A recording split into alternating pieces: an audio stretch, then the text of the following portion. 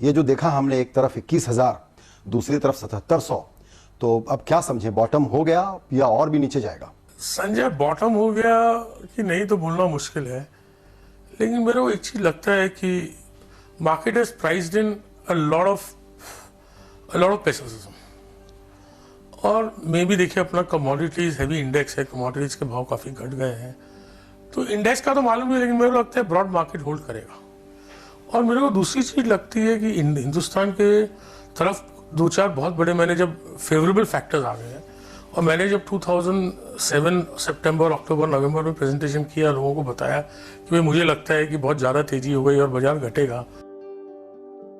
दोस्तों, आशा करता हूँ ये वीडियो आपका स्टॉक मार्केट नॉलेज बढ़ाने में काफी ज्यादा मदद कर रहा होगा, और इसीलिए काफी फैंस की खास डिमांड पर हम लेकर आए हैं एक टेलीग्राम चैनल जिसका नाम है stock market news and analysis India, और इस चैनल का लिंक डिस्क्रिप्शन में दे दिया गया है। यह चैनल फैंस की खास डिमांड पर बनाया गया है, जहां हम लेटेस्ट स्टॉक मार्केट की न्यूज सबसे जल्दी, सबसे आसान शब्दों में पोस्ट करते हैं, और भी कुछ ऐसे स्टॉक मार्केट के कॉन्सेप्ट्स एंड स्ट्रेटेजीज जो आपके लिए जानना काफी ज्यादा जरूरी है, ताकि आपका लॉस प्रॉफिट में कन्वर्ट हो सके। तो फिर जल्दी से कर लीजिए चैनल ज्वाइन, ताकि आप ही रहें स्टॉक मार्केट में सबसे आगे। तो और मुझे लगता था कि दुनिया के बाजार घटेंगे, तो मुझे पहले लगता था कि फर्स्ट लेग में India, I actually presented in first leg India will join the party, in the second leg India will differentiate. And I thought India will differentiate क्योंकि हिंदुस्तान कमोडिटीज का बहुत बड़ा कंज्यूमर है और इंपोर्टर है। तो मुझे लगता था कि दुनिया में जब भाव वर्ल्ड स्लो करेगा तो कमोडिटी के भाव घटेंगे और इंटरेस्ट रेट घटेंगे। ये आपने ठीक कहा, जब कमोडिटी के सारे भाव गिर रहे हैं तो ये हमारे लिए तो बहुत अच्छा है, फिर भी बाजार इतना पेसिमिस्ट क्यों है? वो तो बाजार है, बाजार 21,000 सारे पॉजिटिव न्यूज को क्यों इग्नोर कर रहा है? संजय, 21,000 में बाजार इतना पॉजिटिव था, तो अपन क्या कर सकते हैं उसका, आप समझे ना। दूसरी चीज, ब्याज घट रहा है, तो जो दो चीजें इंडिया की इकोनॉमी के लिए बहुत, जैसे लास्ट ईयर उतना ही लगता है कि पीक पे एक बार एस्टिमेट था कि करीब 3,60,65,000 करोड़ की फर्टिलाइजर और ऑयल सब्सिडी होगी। मेरे को लगता है नेक्स्ट ईयर अपने को 20-25,000 ज्यादा करोड़ से ज्यादा की सब्सिडी नहीं चाहिएगी, if commodity prices stay at this levels, right. Another thing I also think is that there will be a big reduction in product prices in India, and that will spur demand.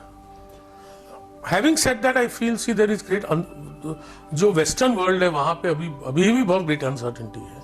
मेरे को नहीं लगता है कि America ने जो भी 2007 में कंज्यूम किया, मेरा जो पर्सनल फीलिंग है, वो अब शायद साल, 2 साल, 3 साल तक वो कंजम्पशन आए वापस।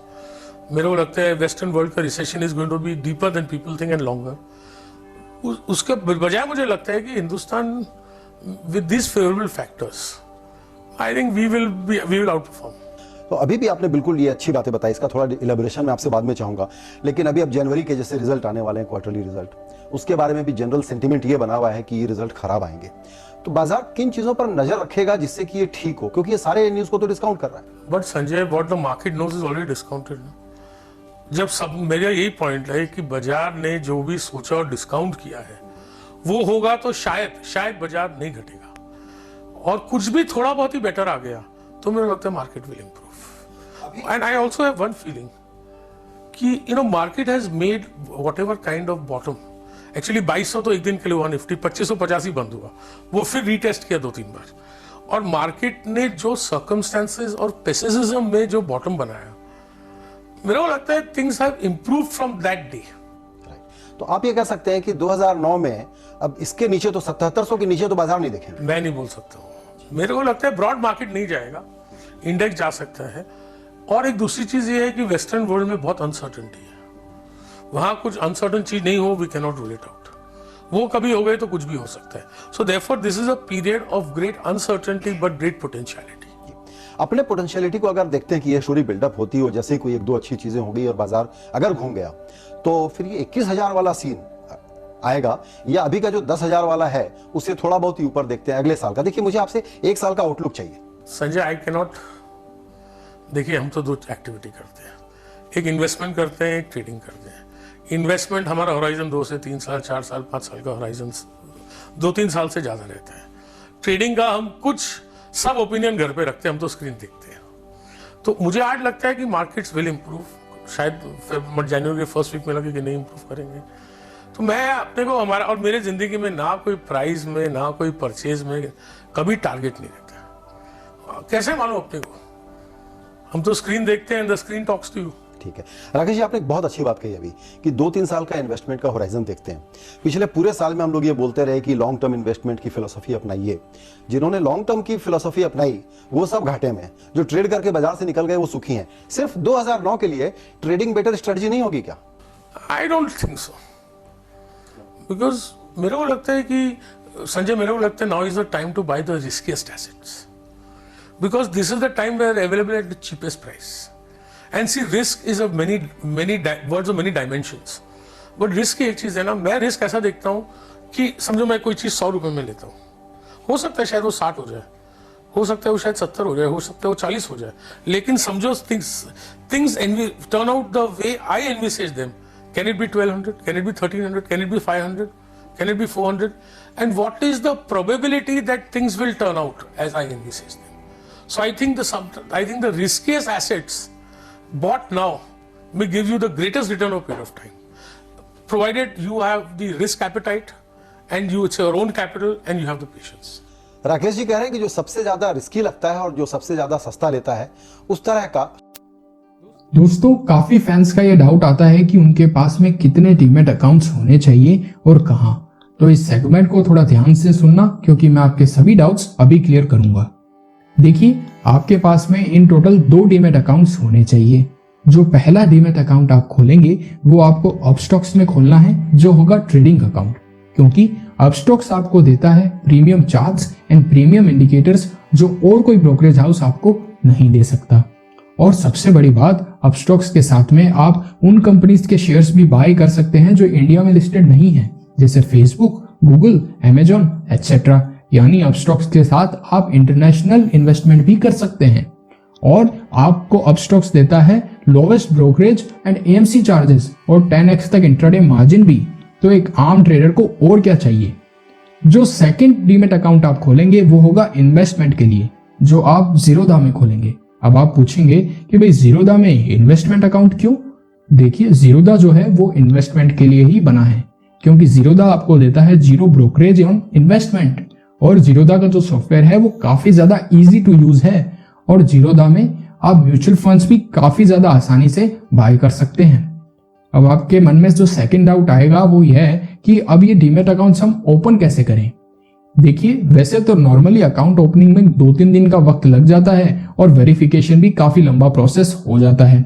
तो आपको सुविधा हो और आपको इधर उधर भटकना ना पड़े, इसलिए मैंने instant account opening link description में ही दे दिया है, तो आप वहां जाके अकाउंट ओपन कर सकते हैं। तो जब आपका डाउट सारे क्लियर हो गए हैं और आपको यह पता है कि आपको अकाउंट कहां ओपन करना है, तो जल्दी से जाइए डिस्क्रिप्शन में और अकाउंट ओपन कीजिए और अपनी वेल्थ को हर वक्त बढ़ाइए ऐसे अच्छे वीडियोस देख। राकेश झुंझुनवाला से। राकेश जी, ये जो भारत की जिस ग्रोथ स्टोरी की हम बात कर रहे थे, और अब आपने कहा कि यूएस की और वर्ल्ड की जो अनसर्टेनिटी है वो कितनी डीप और कितनी लंबी चलेगी मालूम नहीं है। तो ऐसे में भारत डिकपल्ड तो नहीं है, लोगों को भी अप्रीहेंशन हो गया है कि यहां पर पैसा लगाएं कि न लगाएं।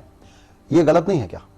हमारी तो अच्छी स्टोरी है। देखिए, अपने वर्ल्ड से ठीक, ये जो भी रिसेशन वर्ल्ड में हुआ है वो इंडिया को कहाँ इफेक्ट करते हैं? 3 जगह। इंडिया का एक्सपोर्ट्स, इंडिया का investment, because investment, when you invest you have growth, and in the process of investing itself is a provider to growth. और third thing is in consumption. मेरे को लगता है कि थोड़ा बहुत एक्सपोर्ट जरूर इंडिया को इफेक्ट करेगा, right? But it's not going to be, it's not a very big role in India's economy. According to me, what is crucial for India's economy is commodity prices should be low and software exports should hold and should increase. ये 2 चीजें हो गई ना, तो मेरे को लगता है, और मेरे को लगता है इन्वेस्टमेंट हिंदुस्तान में आएगा आएगा आएगा आएगा। तो और तीसरी चीज मेरे को लगती है कि कंजम्पशन इंडिया में सॉफ्टवेयर एक्सपोर्ट होल्ड करेंगे, ब्याज घटेगा, चीजों के दाम घटेंगे, तो कंजम्पशन इंडिया में बढ़ेगा। ये आपने बिल्कुल ठीक कहा कि इन्वेस्टमेंट आएगा। वो कौन सा ट्रिगर होगा जिसको देख करके इन्वेस्टमेंट आना शुरू हो? मेरे सामने 2 बातें हैं। 0% इंटरेस्ट हो गया अमेरिका में, उसके बाद तो अब ये मार्केट इक्विटी में यहां आने के लिए लोगों को अट्रैक्टिव लगना चाहिए, लेकिन अभी ऐसा कोई मेजर ट्रेंड हम नहीं देख रहे हैं। आपका क्या फोरकास्ट है? See, we are in the first stage, this is the stage of shock. तो शॉक में क्या होता है कि पीपल थिंक भाई सब चीज निकाल दो, आप समझे ना, जैसे टेररिस्ट अटैक हुआ तो बोले हम यहाँ नहीं जाएंगे, वहां नहीं जाएंगे, ऐसा नहीं करेंगे, वैसा नहीं करेंगे। समय से लोग सब करना चालू कर देंगे, राइट। सो लोग लगता है जैसे टाइम पास होगा, शॉक कम होगा, लोगों को रियलाइजेशन होगा कि इंडिया विल ग्रो, तो फिर कैसे नहीं पैसा है, कहाँ लगाएंगे? तो इंडिया एक बड़ा बाजार होगा बाहर का पैसा वापस आने के लिए। इंडिया है, चाइना है, ब्राजील है, emerging markets in general. India उसमें सबसे बड़ा सेंटर होगा ऐसा अभी नहीं कह सकते। सबसे बड़े सेंटर होगा कि नहीं आई डोंट नो, लेकिन बड़ा सेंटर होगा। अच्छा, एक चीज मैं आपको बताना चाहता हूँ कि इंडिया ने last year 38% of its GDP invest किया, उसमें 35% लोकल पैसा था, 3% was foreign money. So it's not that we don't have local savings. ये सेवर वापस आए, इसके लिए एक सिनेरियो मैं आपको देता हूं। मार्च में मान लीजिए 4% इन्फ्लेशन है, तो डिपॉजिट रेट 6%, लेंडिंग रेट 9%। उस वक्त जो अभी कैश पे बैठा हुआ है या जो सेविंग करके बैठा हुआ है वो इक्विटी में लौटेगा? भाई साहब, वो लौटेगा नहीं लौटेगा क्या मालूम, लेकिन वैल्यूएशन वाइज मार्केट का डिस्काउंटिंग रेट कम हो जाएगा। वॉरेन बुफे ने बोला है interest act like a gravity on all assets. मैं इसलिए पूछ रहा हूं कि इन्फ्लेशन और इंटरेस्ट रेट दोनों सिनेरियो अब मेरा लगता है 4% inflation is very high. Commodity price ये रहे तो इन्फ्लेशन हो जाएगा 1%। जून में 0 का फोरकास्ट है। हाँ, but commodity prices should stay at these levels. मुझे लगता है ठीक है 2-3% इन्फ्लेशन रहना चाहिए। Next year will depend on a crop. See, that's what I'm pointing out, that the macroeconomic factors are turning so much in favor of the market in terms of the fiscal policy, the monetary requirements and the valuation parameters. लेकिन एक अच्छी बात और है ना कि हमारी पूरी ग्रोथ जो है वो सिर्फ मैन्युफैक्चरिंग पर नहीं निर्भर है, एग्रीकल्चर और सर्विस का अपना बड़ा रोल है, 2/3 से ज्यादा। तो भी फिर ये बातें मार्केट क्यों नहीं इन सिग्नल्स को नहीं, लेकिन संजय, वो manufacturing and agriculture is a big kicker itself to services ना। आज मैन्युफैक्चरिंग में ग्रोथ नहीं है, एग्रीकल्चर में ग्रोथ नहीं है, तो बैंकिंग कैसे ग्रो करेगी, ट्रांसपोर्टेशन कैसे ग्रो करेगा? So I think agriculture and manufacturing is extremely important and it will come back. Why will it not? अभी जब इस तरह की तकलीफ होती है तो कुछ सेक्टर्स के बारे में जरा सा बुरे दिन होते हैं, कुछ नए सेक्टर्स इमर्ज होकर के आते हैं। आप क्या देख रहे हैं कि कहां पर आपको कौन सी स्टोरी बड़ी लग रही है इस वक्त? इमीडिएट शॉर्ट टर्म में तो मेरे को बैंकिंग लगती है, जरा इसको इलैबोरेट क्योंकि कीजिए। आप all over the world falling interest rates are extremely favourable for banks and Indian banks don't have any problems like the western banks.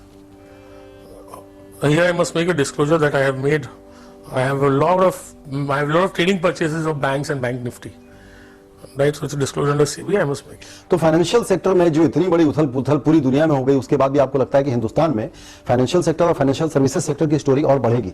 I said the banks, because उनको बॉन्ड पोर्टफोलियोज पे इतनी बड़ी gain हुई है और public sector banks are getting deposits at far lower rates, they are able to get customers. और मेरे को नहीं लगता है कि कॉर्पोरेट इंडिया में ये टाइम इतनी डिफॉल्ट आने वाली है जैसा लोग सोच रहे हैं। Surely there will be default, higher default than previous years. And also, if you look at India as an economy, we are not an over-leveraged economy. There is no reason why people should default on home loans or people should default on car loans or other consumption loans. तो ये strong factors और pessimism दोनों को मिलाकर के on balance जब देखते हैं तो 2009 में आपको कॉर्पोरेट इंडिया का अर्निंग एस्टीमेट या सेंसेक्स का अर्निंग ऐसा सब मेरे को कुछ I don't study it also on that basis. फिर भी कंजर्वेटिव अगर See, we are a very commodity. Surely, I mean, I think 2009, March 09 over 80 over 2008 March. बोलते हैं 10-12% तो होना चाहिए. I'm not very sure. फिर मैं उस पर आऊंगा थोड़ा सेक्टर, क्योंकि आप कंपनी भी नहीं बताते हैं और सेक्टर भी नहीं बताएंगे। तो क्या मैं I'm not the investment advisor of everybody. I can give you a general scenario. लेकिन लोग आपको सुन करके थोड़ा अंदाज लगा लेते हैं कि बाजार नहीं, इकोनॉमी किधर जा रही है। उसमें मैं फिर से आता हूं, आपने कमोडिटी की बात की, ऑटोमोबाइल और हाउसिंग, ये दो बहुत बड़ा है जिसमें कि 1000 इंडस्ट्रीज इसी में समा जाती हैं। इनके बारे में आपका क्या सेंस बन रहा है? मेरे को ऑटोमोबाइल इंडस्ट्री में लगता है बहुत बड़ा रिवाइवल आएगा, क्योंकि ऑटोमोबाइल इंडस्ट्री में सबसे बड़ी प्रॉब्लम थी interest rates and commodity prices, and both have turned. And I think Indian banks, the time by which banks lend, there may be a period of 2 to 3 months after the interest rate cycle has turned, which has turned in November, December. But I think bank lending will come back to automobiles. और मेरे को लगता है कि हर automobile और commodity price ये रहे तो in the next 6 months price will come down by 15 to 20%. तो ऑटोमोबाइल का रिवाइवल और बैंकिंग सेक्टर की पसंद, राकेश जी से बिना फीस दिए हमने 2 एडवाइस तो हासिल कर ली।